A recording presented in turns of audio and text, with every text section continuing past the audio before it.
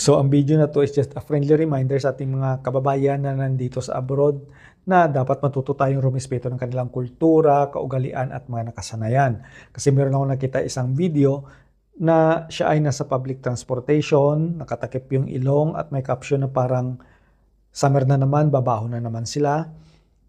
So usually pag summer talaga dito sa abroad is hindi talaga natin maiiwasan na iba't ibang uri ng amoy ang may experience natin, especially if we are using a public transportation. So the best thing you can do is lumipat ka ng upuan or lumipat ka ng masasakyan. Hindi yung magbibideo ka na nakatakip ang iyong ilong na nasa public ka pa.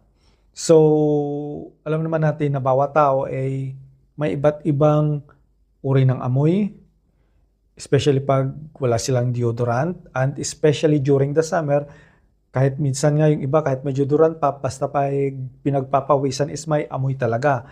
So yun lang, a friendly reminder na dapat matuto tayong rumispeto ng kanilang kultura, kaugalian at nakasanayan kung saan man tayong nakabase na bansa para iwas tayo sa gulo. Yun lang yun, mga kababayan.